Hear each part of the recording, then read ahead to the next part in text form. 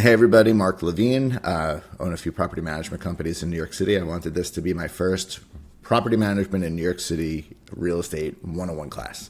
Thank you for joining. If you have any interest in real estate, stick around. I'm going to walk you through a bunch of things as we go through the process of introducing New York City to you, in the sense of how do we look at properties, how do we manage properties, what are they defined as, what are the different types of properties. So what I wanted to start today is just a pure, simple exercise of how you can find information out on any specific building in New York City.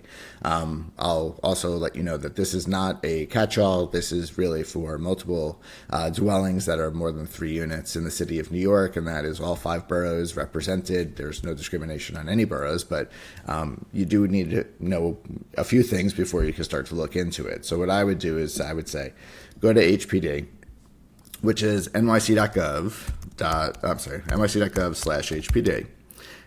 And it takes you to HPD's homepage. Go to Find Building Data, scroll down a little bit, and then you'll go through and click through to HPD Online. And we could search a few different ways. We could search by address, we could search by BIN number, we could search by registration number, or borough, block, and lot. I'm going to take a stab at going to a building that we manage that we picked up by address.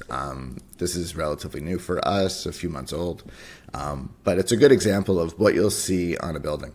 And what I use this for is when I'm going through my investigation stage, when a building reaches out to us, I like to see under the hood what's going on with the building. What does their HPD look like? What does their DOB look like? Do they have outstanding Department of Finance charges? You start to get a whole picture of the building and the corporation or the condominium that's running it. So there's a lot of helpful information on these pages. So I picked one of my buildings just so that I know that I could walk you through this, 425 West End Avenue. It's going to say if there are also known addresses. So this could be technically known also by the city as 301 West 80th Street, although all the main address and the mail and everything else is assigned to 425 West Avenue, but it does give you that information. And there are some times where you'll have multiple, also known as, but we try to match that with what we have on file. You can see here, there's a lot of information on this top block. We'll start on the top. So here's the registration number with HPD. Here's the range of addresses. So again, on West End Avenue, the range of address is just 425. Sometimes we'll have multiple and it'll list it out. So maybe it goes to 429, in another world. So it would go 425 to 429 in that case. Every building in New York City has a unique building identification number. And you'll find that even if a block and lot is shared with a few different buildings, sometimes that'll happen, but the bins may be different even if the blocks and lots are the same. So you have to keep an eye out for all your addresses that are assigned to your buildings or to your block and lot to make sure that you have a hold of all of the building identification numbers that come along with it, because there are certain tests and inspections and updates that you have to do by bin number, not necessarily by block and lot number. And one of those that I can think of off the top of my head is the local law 152 gas inspections, where you have to do every inspection per bin. It's not per block and lot, and then you have to file that with the DOB. So that's something to just keep an eye on. The block and lot is not like it sounds. I know, we're located on West 80th Street and West End Avenue here, and it has a simple number. So it's block 12, this one specifically, block 1244, lot 44. That is also a unique key identifier for this building. And each borough has their own sets of blocks and lots. So when you are searching for things, you always have to put in the borough. It tells you that this is 59 units. We've got 7 stories, and it's owned in private ownership. One thing that we do in order to make sure that you can file your bedbugs report, which every building in New York City has to do in December, we have to make sure that this is a valid registration, that it's updated, that it's not out of date. You could see here the last registration date. It went through on September 12th of 25, around when we took it over.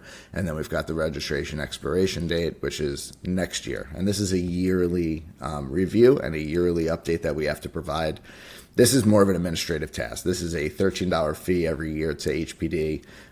Right now, they charge it on your real estate taxes, so you can pay it through the Department of Finance, and then you have to get everything signed in original form and send it in, but you have to do it. I have more than 100 of these in my portfolio that we have to do every year. So it's a task, but it's an administrative task that should be relatively easy enough. So when we are filing the bedbugs report, and I'll do a whole episode about that in December when I'm doing them, I'll walk you through it so you can see exactly what we're doing. Can't do it before then. It'll list it out. So if you're somebody who's looking at potentially moving into a building, here's where I would go, look to see what their bed bug report has.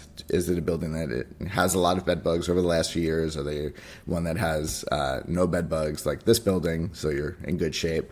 When you file it, I'll go through it on a separate time so you don't have to take notes on this, and I'll push that out. But you could either choose to post it in a conspicuous place in the building, or you could choose to distribute it when a new lease is signed. So anytime somebody purchases or subleases, we would put that in the package so everybody would see what that is. So there's a lot of information on this page. There's, again, if you're over 3 units, if you're multiple dwelling in New York City, look up all of this information. It's going to tell you a little bit about your building and give you some of the more up-to-date information with regards to all of the things that are listed here. And it tells you who's responsible, who's the managing agent, and who are the responsible parties. So that's a quick walkthrough through HPD. I'm going to keep doing this through other areas of the city with the Department of Buildings and Department of Finance, and we could tell you how to look at, water and sewer charges. We could tell you how to look at real estate tax charges. But if you have any questions about this, leave a DM or a comment. I would love to connect with you and kind of give you guidance on where you can go all over the internet. You don't even have to leave your house. You can take a look at all these buildings in New York City, get information on them, and learn how they work. All right. Till next time, have a great day.